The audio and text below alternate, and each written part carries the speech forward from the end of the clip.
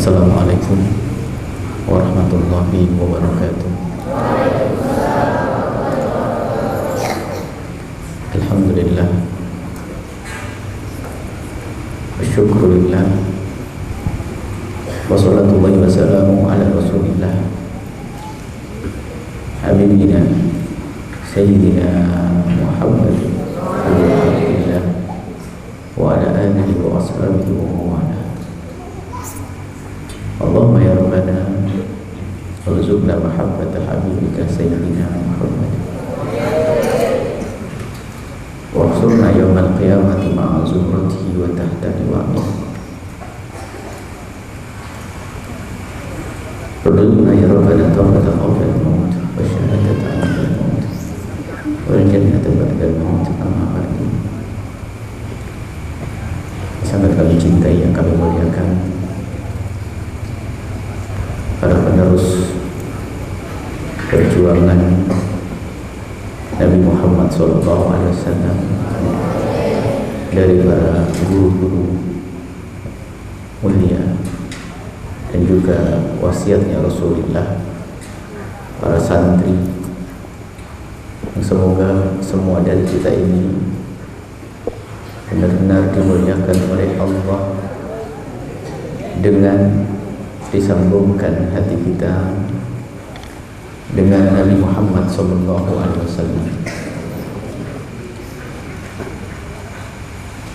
Kecintaan kepada Rasulullah adalah sesuatu yang sangat agung, yang perlu terus kita cari dan kita tumbuh suburkan di hati kita. Karena dengan keyakinan kalau Nabi adalah Nabi tidak cukup. Akan tapi untuk bisa patuh dan tunduk kepada apa yang dibawa oleh Nabi Muhammad SAW, harus ada kecintaan. Dan itulah yang selalu diserukan oleh para ulama dari masa ke masa, agar kita selalu terus menerus berusaha dan berusaha menambahkan kecintaan kepada Nabi. Bahkan kalau orang mengikuti Nabi Muhammad jika tidak didasari dengan cinta, tidak ada artinya. Tidak ada artinya. Hanya sekedar mengikuti Nabi tapi tidak didasari dengan kecintaan kepada Rasulullah SAW, maka tidak ada artinya. Sehingga betul-betul yang namanya cinta ini harus benar-benar kita perhatikan, cinta kepada Rasulullah, semua dari kita. Maka para ulama dengan bermacam-macam cara agar kita bisa terus mencintai Nabi, mulai dari acara maulid Nabi, acara wajabiyahan, acara macam-macam, itu semuanya sebetulnya adalah tujuannya agar kita benar-benar mencintai Nabi. Sebab kaidahnya cinta nanti kalau seseorang sudah mencintai, tunduk hatinya, maka perilaku dan anggota tubuhnya pun akan tunduk mengikuti perintah hatinya. Dan itu perlu ditanamkan mulai dini, dari saat kecil. Pada zaman Nabi SAW banyak sahabat-sahabat kecil yang umur 9 tahun, 8 tahun, mereka sangat mencintai Nabi SAW. Sahabat kecil tapi sudah mencintai Nabi. Dimulai dari Sayyidina Anas bin Malik. Banyak sahabat-sahabat kecil. Sayyidina Usamah bin Zaid sudah tampak kecintaannya kepada Rasulullah di saat mereka masih kecil. Dan harus paham, maka kalian jangan mengatakan saya masih kecil. Tidak. Mulai saat ini kalian harus mulai benar-benar mengarahkan hati kalian kepada Nabi SAW. Sehingga anak kecil pun harus bisa menjawab jika ditanya siapa yang kau idolakan, dia harus bisa ngomong Nabi Muhammad. Kebanggaanku adalah Nabi Muhammad SAW.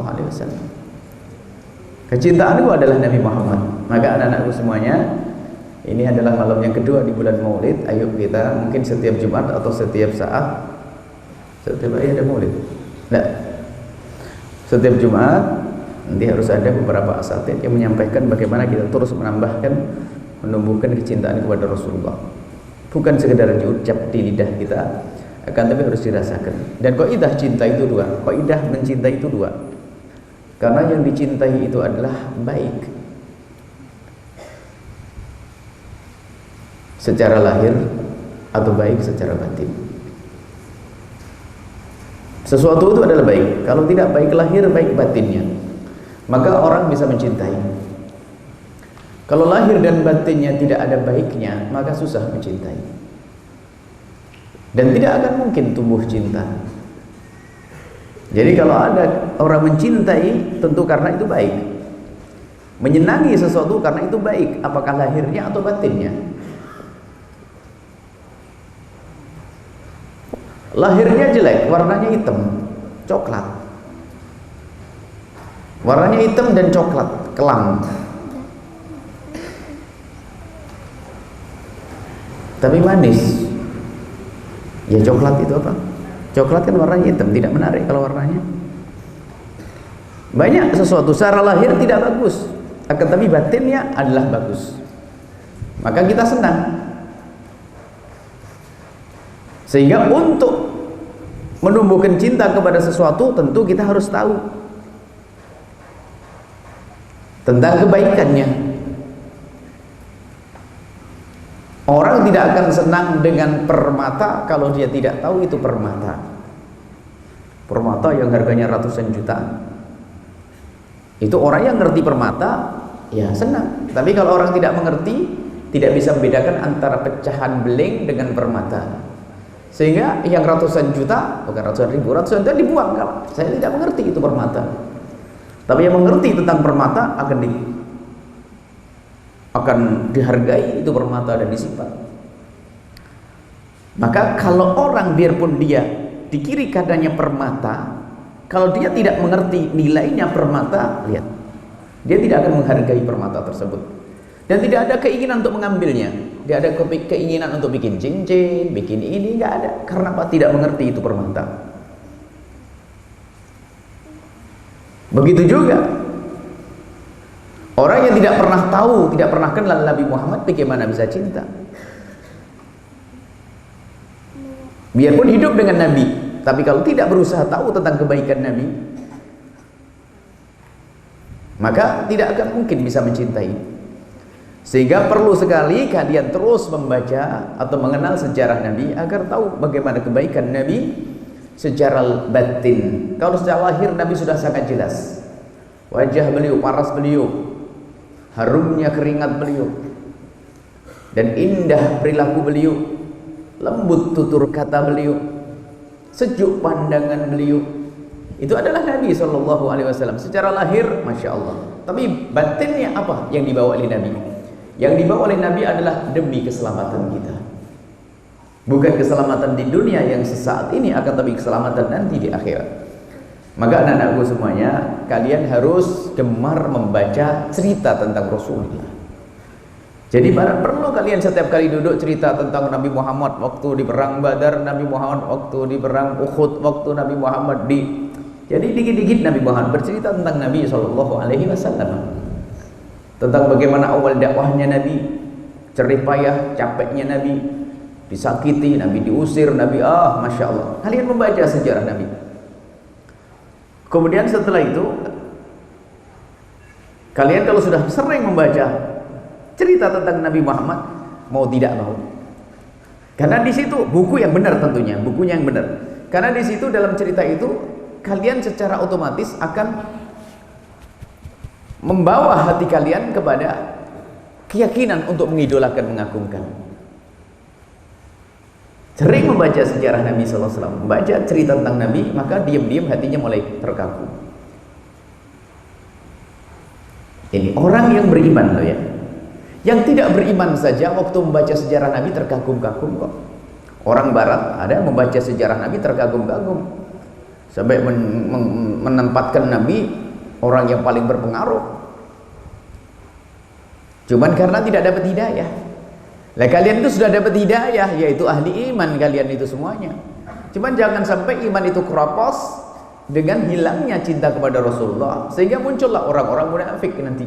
Orang munafik itu adalah kenal iman, ngerti beriman ini adalah menguntungkan, cuman dia itu mementingkan kepentingan dunianya, mengikuti hawa nafsunya, sehingga muncul manusia munafik. Dia ngerti keimanan, dia baca Al-Quran, baca iman.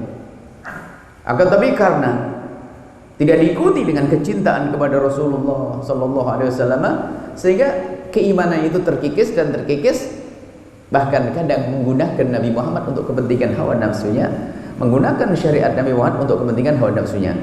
Jadi kalian harus serius di dalam membaca sejarah Nabi ya, cerita tentang Nabi. Pokoknya kalian harus senang. Nggak terlalu penting kalian baca tentang novel-novel apa namanya. Baca sejarah Nabi dulu yang banyak. Biarpun katanya Islami, jika tidak mengajari cinta kepada Nabi Muhammad tidak ada artinya. Ingat kaidahnya. Semua kehidupan, semua ajaran, semua aturan, jika tidak menjadikan kalian dekat dengan Nabi Muhammad, maka itu tidak ada artinya. Kecuali menjadikan kalian semakin cinta kepada Nabi Sallallahu Alaihi Wasallam. Baik, ini yang pertama, kalian biasakan untuk membaca sejarah Nabi, senang dengan ceritanya Rasulullah. Dan insya Allah nanti kalau perlu setiap hari Jumat itu bisa diputarkan tentang kisah-kisah tentang bagaimana perjuangan Nabi Sallallahu Alaihi Wasallam. Boleh.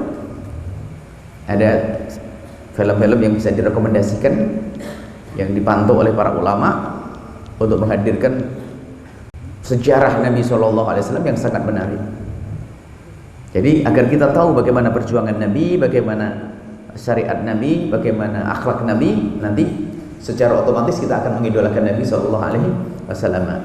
Kemudian selanjutnya yang kedua adalah kalian membaca sholawat. Jadi mulai saat ini kalian harus bisa membaca sholawat dalam sehari itu minimal, dan pastikan kalian wajib membaca. Ini diwajibkan. Bukan wajib secara syariat, tapi wajib undang-undang Buya di sini ya. Kalau wajib tidak ada wajib. Wajib membaca sholawat diwajibkan waktu kita lakukan sholat saja.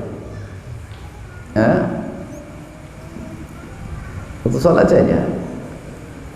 Baik. Kalian hendaknya membaca sholawat setiap hari tidak kurang dari 300 kali. Tidak kurang dari 300 kali. Itu minimal. Dan tidak 300 kali itu kalau kalian membaca sholawat, muter pondok ini sekali saja sudah cukup. Sambil berjalan kalian baca sholawat kepada Nabi Sallallahu Alaihi Wasallam.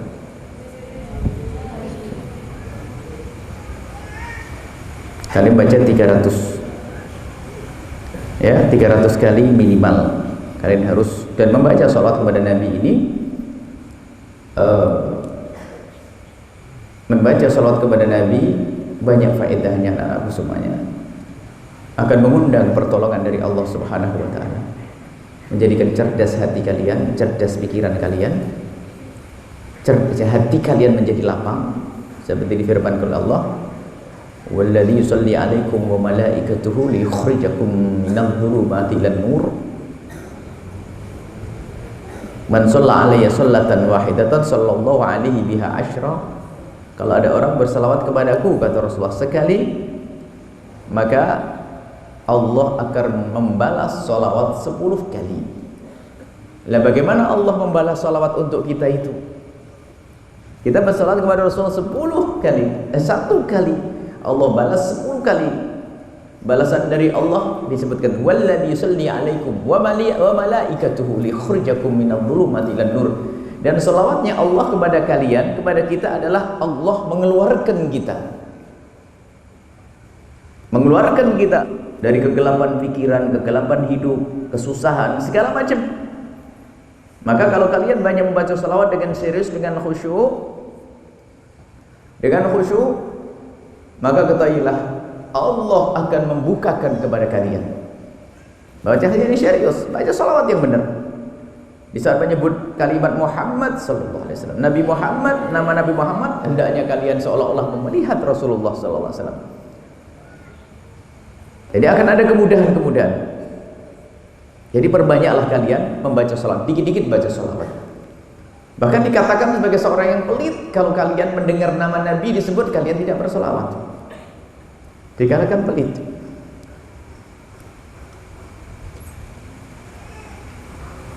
Pelit kalian. Mendengar nama Nabi Muhammad tidak mau bersolawat. Dan di samping itu menunjukkan ya tidak nyambungnya hati dengan Rasulullah. Tidak nyambungnya hati dengan Rasul sallallahu alaihi wasallam. Jadi kalau ada orang baca salat, ada orang menyebut nama Nabi Muhammad, kalau ada orang tidak berselawat, dia adalah tidak sambung hati dan tidak dikatakan dia melakukan keharaman. Cuma mana hatimu dengan Rasulullah? Dikatakan dia adalah pelit. Kalau ada nama Nabi disebut tidak berselawat. Makanya kalau mendengar nama beliau disebut, hendaknya kalian segera menyambut dengan solawat. Dan di samping itu kalian memperbanyak solawat kepada Rasulullah sallallahu alaihi wasallam. Salat yang paling mudah untuk kalian hafal. Yang kalian baca. Sesuka kalian ingin membaca salat apa saja terserah. Agar tapi minimal ya, mulai saat ini kalian jangan kurang sehari dari 300 kali. Itu minimal anak-anakku semuanya. Dan yang khusyuk ya. Kemudian himbauan Buya untuk kalian semuanya, jadikanlah apapun cita-cita dan impian kalian, harapan kalian adalah untuk bersanding dengan Rasulullah. Kalian menuntut ilmu bukan untuk mencari kekayaan. Kalian ingin menuntut ilmu, ingat, bukan untuk mencari dunia. Awas, hati-hati ya, jangan salah. Kadang ada anak di pondok hayalannya pengen kaya. Kaya itu sudah jatah. Tidak jaminan orang fakultas ekonomi kaya, dan juga tidak harus orang di pondok itu fakir. Kaya itu sudah jatah dari Allah. Dan miskin juga begitu. Akan tapi yang menjadi masalah adalah kalau kalian menuntut ilmu di pondok, angan-angannya pengen begini, karena di sini ada anak-anak yang ada ngambil pendidikan di SD, SMP, SMA dan sebagainya.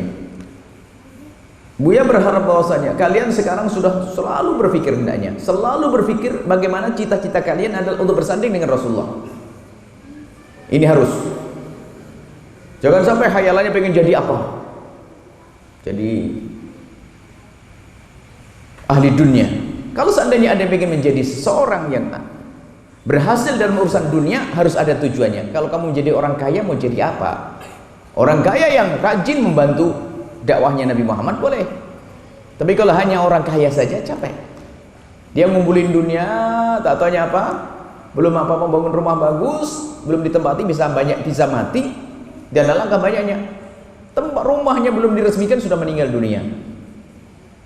Bahkan kadang bangun rumah gede bagus full AC, karena bangunnya lama nggak selesai, giliran selesai dia sudah tua, nggak boleh pakai AC. Ada. Itu dunia dan harus ditinggalkan ternyata. Makanya buat anak-anak Buya semuanya, ini semuanya anak-anak Buya kalau bercita-cita hendaknya seperti itu. Dan yang paling memudahkan menuju ke pangkat besar di hadapan Nabi adalah seperti yang kalian tekuni, menjadi ahli ilmu. Karena ahli ilmu adalah penerusnya siapa? Rasulullah sallallahu alaihi wasallam. Makanya kalau cita-cita menjadi ulamanya Rasulullah, warathatul anbiya, pewarisnya Nabi. Kalian berangan-angan, khususnya anak-anak putriku ini semuanya, jangan berangan-angan yang aneh-aneh, yang berat-berat.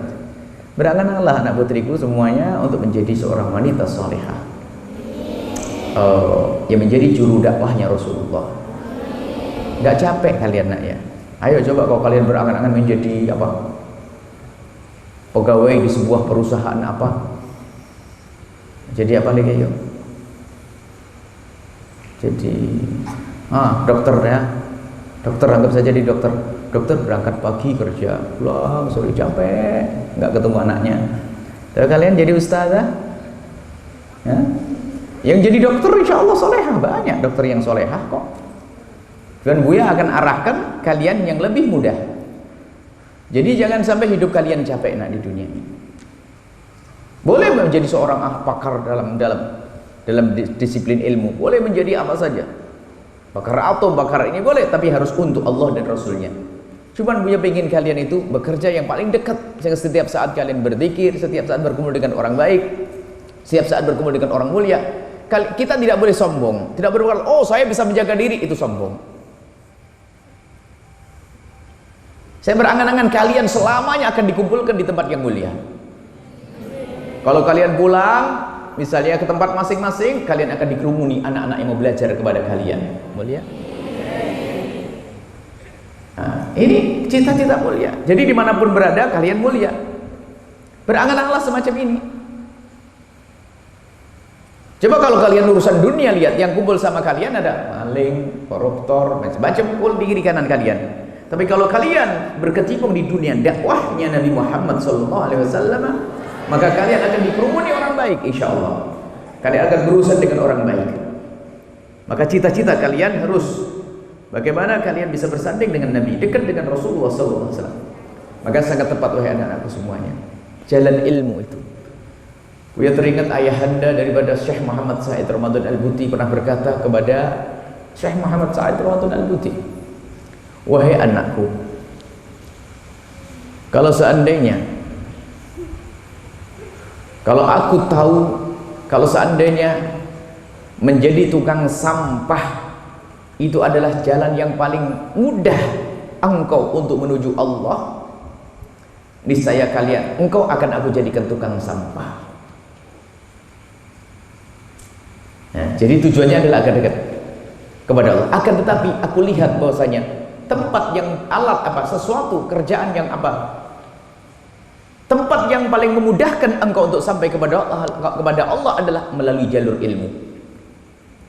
Maka kamu mulai saat ini aku tempatkan di jalan ilmu. Sehingga Syekh Muhammad Said Ramadan Al-Buti menjadi ahli ilmu, menuntut ilmu. Kalau seandainya menjadi seorang insinyur, cara yang paling cepat saya akan diarahkan ke situ. Bukan berarti insinyur dan dokter tidak bisa masuk surga. Cuman karena apa? Beliau menjaga anak beliau, menjaga keluarga beliau. Khawatir bergaul dengan orang yang di luar sana lalu terpengaruh. Tapi kalau dalam dunia agama, sesaat berzikir melembutkan hatinya, sesaat bangun malam menjadikan dikabul doanya, berkumpul dengan orang-orang soleh, menjadi terjaga pergaulannya, ini kan penting. Makanya Buya juga tetap dalam permohonan Buya adalah memohon setiap saat, ya Allah, jadikan ini anak-anak kami semua ini, ya Allah, jadikan mereka adalah selalu berkumpul di tempat yang mulia dan dijadikan penerus dakwahnya Nabi Muhammad SAW. Jadi itu wahai anak-anak khusus yang putri-putri, cita-citamu adalah bagaimana kalian mulia di rumahmu, nggak usah capek, mulia di rumah kalian, dengan keluarga yang baik, dengan orang yang di kiri kanan kalian orang yang baik, dan juga semua. Jangan sampai berangan-angan yang capek hidupnya, hidup kok capek. Memang di dunia ini capek, di dunia sudah capek, kenapa kau bikin capek lagi? Tapi kalau dengan Allah dan Rasulnya indah, kesejukan di dalam hatimu. Baik, ini saja anak-anakku semuanya, ya. Mohon kalian, yang pertama tadi kalian harus banyak membaca sejarahnya Rasulullah. Sering dikit-dikit bicara tentang Nabi Muhammad SAW, tentang kehebatan Nabi SAW. Yang kedua, kalian baca sholawat kepada Rasulullah. Kemudian yang ketiga, gantungkan cita-cita kalian yang menjadi sebab kalian selamat. Awas, jangan sampai ada di antara kalian bercita-cita untuk jadi pengumpul duit. Jadi dokter, saya pengen duitnya banyak. Oh, sengsara kamu. Jadi insinyur pengen duitnya banyak, sengsara. Jadi kiai pengen duitnya banyak, lebih sengsara lagi. Nah, ini niatnya jelek. Bukan dunia yang kau cari, nak, ya. Tapi kalian mencari Allah dan Rasulnya. Ya, kalian mencari Allah dan Rasulnya, maka Allah akan bantu kalian, akan berikan pertolongan kepada kalian semuanya, insya Allah.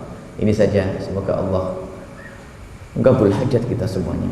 Dan jangan lupa besok para ulama, para habaib pada berkumpul di Jakarta untuk berdoa, sekaligus juga memohon kepada Allah untuk menampakkan kebenaran untuk bangsa ini dan negeri ini. Maka karena kalian tidak bisa ikut ke sana, punya tugas masing-masing, maka nanti kalian baca doa seperti yang kalian baca pada bulan yang lalu, ya, baca surat Yasin dan lain-lainnya. Ada yang memimpin, ya, tahajud, sampai sholat tahajud, sholat hajat semuanya lalu baca Yasin dan baca doa untuk beliau-beliau agar diberi keselamatan, agar negeri ini tentrem, tidak ada pertumpahan darah, ya, nah, tidak ada kezaliman, dan bagi Allah mudah untuk merubah negeri ini menjadi negeri yang indah. Dan semoga Allah memilihkan kepada kita pemimpin yang baik, pemimpin ahli surga, yang menjadikan kita selamat, memudahkan dakwah kita. Baik, ini saja. Bismillahirrahmanirrahim. Alhamdulillahirabbil alamin. Allahumma shalli ala sayyidina Muhammad wa ala ali sayyidina Muhammad. Arhamna wa la tu'adzibna, wansurna wa la tadhlim. Wa'afina wa la turidna, wa akrimna wa la tuhinna, wa athirna wa la tusir alaina. Innaka ala kulli syai'in qadir. Allahumma ya Allah. Ya Allah, ya Allah, ya Allah, lihat kami dan anak-anak kami ini, ya Allah. Lihat hati mereka, ya Allah, dengan kasih sayang. Jadikan hati mereka hati yang mencintai kepadamu dan kepada kekasihmu Nabi Muhammad. Ya Allah, hati mereka, jadikan hati mereka hati yang mengagumi dan mengagumkan kekasihmu Nabi Muhammad, ya Allah. Dan jadikan harapan mereka adalah untuk bisa dekat dengan kekasihmu Nabi Muhammad. Dan jadikan perkumpulan mereka adalah perkumpulan orang-orang yang mencintai kekasihmu Nabi Muhammad. Ya Allah, jadikan perilaku mereka perilaku yang meniru kepada kekasihmu Nabi Muhammad. Dan jadikan perkumpulan mereka di tempat ini adalah perkumpulan yang sesungguhnya yang dibanggakan oleh kekasihmu Nabi Muhammad, ya Allah. Jadikan mereka menerus kekasihmu Nabi Muhammad yang sesungguhnya. Jadikan mereka menerus kekasihmu Nabi Muhammad yang sesungguhnya, ya Allah. Berikan kepada mereka ilmu yang bermanfaat, yang menjadi sebab keselamatan mereka di dunia dan keselamatan nanti di akhirat, ya Allah. Mudahkan segala urusan orang tua mereka, dan mudahkan segala urusan mereka dan urusan kami semua, ya Allah. Dan kami mohon, ya Allah, ya Allah, ya Allah, tampakkan di hati kami, ya Allah. Tampakkan di hati kami keagungan, kemuliaan, kebesaran, kebaikan kekasihmu Nabi Muhammad. Kami tidak ingin membaca keagungan kekasihmu Nabi Muhammad jangan hanya dengan akal kami, ya Allah. Kami ingin membaca dengan hati kami, ya Allah. Ya Allah, ya Allah. Dan kami mohon ampuni orang tua kami dan guru-guru kami. Berikan kasih sayangmu kepada mereka semua. Dan kami mohon, ya Allah, berikan kepada semua yang berjuang di tempat ini ketulusan, keikhlasan dari para guru-guru mulia, ya Allah. Jadikan mereka penerus kekasihmu Nabi Muhammad yang sesungguhnya. Dan mereka yang berjuang dengan harta mereka, ya Allah, jadikan mereka adalah hamba-hamba yang dibanggakan oleh kekasihmu Nabi Muhammad. Dan yang menuntut ilmu di sini, jadikan mereka adalah penerus kekasihmu Nabi Muhammad yang sesungguhnya. Dan kami mohon yang sempit rezeki, lapangkan, ya Allah. Dari orang tua mereka yang sempit rezeki, lapangkan rezeki mereka. Yang sakit sembuhkan, yang punya hutang mudahkan dalam bayar hutang. Dan kami mohon, ya Allah, berikan ketentraman hati kami di tempat ini. Dan jauhkan kami dari prasangka buruk kepada siapapun, ya Allah. Jauhkan kami dari berprasangka buruk kepada siapapun, ya Allah. Kami ingin selalu berprasangka baik, khususnya kepada orang yang kami cintai. Jauhkan kami berprasangka buruk kepadamu, ya Allah. Dan jauhkan kami berprasangka buruk kepada kekasihmu Nabi Muhammad. Dan jauhkan kami dari berprasangka buruk kepada hamba-hambamu, ya Allah. Ya Allah, jauhkan kami dari berprasangka buruk kepada guru-guru kami, ya Allah. Dan jadikan kami, ya Allah, semakin hari semakin mencintai guru-guru kami, ya Allah. Semakin beradab kepada guru-guru kami. Dan kami mohon, ya Allah, panjangkan umur kami dalam ketaatan serta sehat walafiat. Dan berikan kepada kami semua husnul khatimah, mati dalam keadaan iman. Dan kami mohon, ya Allah, jadikan ucapan kami di akhir hayat kami kelak, saat Engkau hendak mencabut nyawa kami. Kami ingin saat itu, ya Allah, hati dan lidah kami mampu mengucapkan kalimat agung dan mulia, la ilaha illallah Muhammadur Rasulullah, la ilaha illallah Muhammadur Rasulullah, la ilaha illallah Muhammadur Rasulullah sallallahu alaihi wasallam. Rabbana atina fid dunya hasanah wa fil akhirati hasanah wa qina adzabannar. Wa sallallahu ala sayyidina Muhammadin wa ala alihi wa sahbihi wasallam. Walhamdulillahi rabbil alamin. Al-Fatihah.